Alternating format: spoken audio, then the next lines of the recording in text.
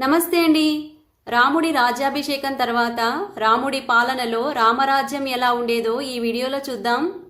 శ్రీరామచంద్రుడు తన రాజ్యాభిషేకం తర్వాత తమ్ముళ్ళని తండ్రిగా పాలన చేస్తూ తన ప్రజలను పుత్రులతో సమానంగా భావించి లాలన పాలన చేసేవాడు. వారి శాసన కాలంలో ఎప్పుడూ మనుషులకు అకాల మృత్యు సంభవించేది కాదు. ఎవరి ఇంట్లో రోగబాధలు ఉండేవి కావు. అతివృష్టి అనావృష్టి అంటే వానలు అస్సలు రాకపోవడం, వానలు అతిగా పడడం, పురుగు పుట్రతో పంటలన్నీ పాడవడం, రాజవైరత్వం, శత్రుభయం లాంటివి ఉండేవి కావు. వృక్షాలు సదా పళ్లతో నిండి ఉండేవి మరియు భూమిపై అధిక ప్రమాణంలో ధాన్యం పండుతూ ఉండేది. స్త్రీల జీవితం పుత్రపౌత్రాది పరివారాలతో సురక్షితంగా ఉండేది. వారు నిరంతరంగా వారి ప్రియతముడి సంయోగ సుఖాన్ని పొందేవారు గనక విరహ క్లేశాన్ని అనుభవించేవారు కాదు.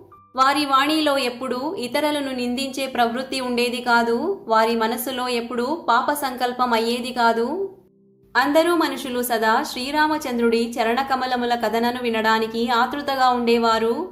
సీతాపతి శ్రీరామచంద్రుడి ముఖం చూసే సమయంలో మనుషుల నేత్రాలు స్థిరంగా ఉండేవి. రెప్పలు ఆర్పకుండా స్వామిని చూసేవారు. అందరి హృదయం నిరంతరంగా కరుణాభరితంగా ఉండేది. సదా యజ్ఞయాగాదులు మరియు బావి, చెరువు, ఉద్యానవనాలు ఆది అనుష్ఠానం చేసే మనుషుల ద్వారా ఆ రాజ్యం పునాది బలిష్టంగా ఉండేది.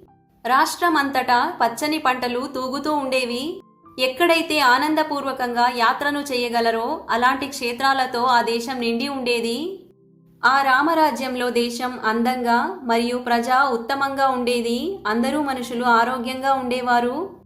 గోవులు అధికంగా ఉండేవి. స్థానంలో దేవమందిరాల వర్గాలతో ఆ రామరాజ్యం శోభాయమానంగా ఉండేది. ఆ రామరాజ్యంలో అన్ని పల్లెటూళ్ళు ధన సంపదలతో తులతూగుతూ ఉండేవి. తోటలన్నీ రకరకాల అందమైన పుష్పాలతో, వృక్షాలన్నీ మధురమైన పళ్లతో నిండి ఉంటే, కమల పుష్పాలతో నిండి ఉన్న చెరువులు ఆ భూమి యొక్క సౌందర్యాన్ని పెంచేవి. రామరాజ్యంలో కేవలం నది మాత్రం అహంకారపూరితంగా ఉండేది. ఎందుకంటే అది ఉత్తమం కాబట్టి. కానీ ప్రజలల్లో అహంకారం కానీ కపటత్వం కానీ కనబడేది కాదు.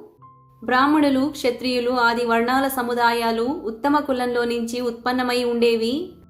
కాని వారి ధనం మాత్రం నిందిత కర్మములలో ఉపయోగించబడేది కాదు.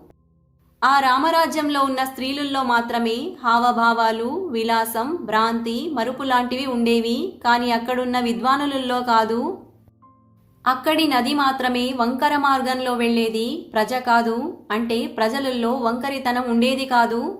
శ్రీరామచంద్రుడి రాజ్యంలో కృష్ణపక్ష రాత్రులు మాత్రమే అంధకారయుక్తమై ఉండేవి, మనుషులు కాదు. అంటే మనుషులలో అజ్ఞానం, దుఃఖం ఉండేది కాదు. అక్కడున్న స్త్రీలలో మాత్రమే రజోగుణ అనుబంధం కనపడేది, ధర్మప్రధాన మనుషులలో కాదు. అంటే మనుషులలో ధర్మం అధికంగా ఉన్నందువల్ల సత్వగుణం ప్రముఖంగా ఉండేది, రజోగుణం కాదు. ధనంతో అక్కడున్న మనుషులు మాత్రమే మదాంధులు కారు. కానీ వారి భోజనం మాత్రం అత్యధికంగా ఉండేది. ఆ రాజ్యంలో కేవలం రథం మాత్రమే అన్యాయంగా ఉండేది. రాజకర్మచారులలో అన్యాయ భావన ఉండేది కాదు. చేతిపార, బలిష్ట మనుషుల దగ్గర ఛత్రాలలో మాత్రమే పెద్ద కర్ర కనపడేది. అన్య ఇతర చోట్ల బంధన రీతిలో దండన కనపడేది కాదు. జలంలోనే జడత్వం ఉన్నది అన్న మాట వినపడేది, మనుషులలో కాదు. స్త్రీల మధ్య భాగం నడుములో మాత్రమే దుర్బలత ఉండేది, అన్యత్ర ఎక్కడా కాదు.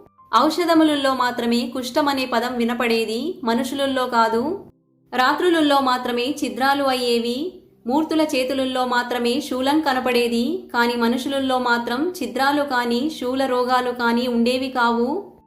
రసానుభూతి సమయంలో సాత్విక భావన కారణంతోనే శరీరంలో కంపన పుట్టేది. భయం కారణంతో ఎవరైనా వణికిపోవడం ఇలాంటి మాట ఎక్కడ వినపడేది కాదు. రామరాజ్యంలో కేవలం ఏనుగులు మాత్రమే మత్తులో ఉండేవి, మనుషులు కాదు. అలలు జలాశయంలోనే పుట్టేవి, మనుషులలో కాదు. ఎందుకంటే అందరి మనస్సు స్థిరంగా ఉండేది. మదాన్ని త్యాగం చేయడం ఇలాంటి మాట ఏనుగుల గురించి వినపడేది, రాజుల గురించి కాదు.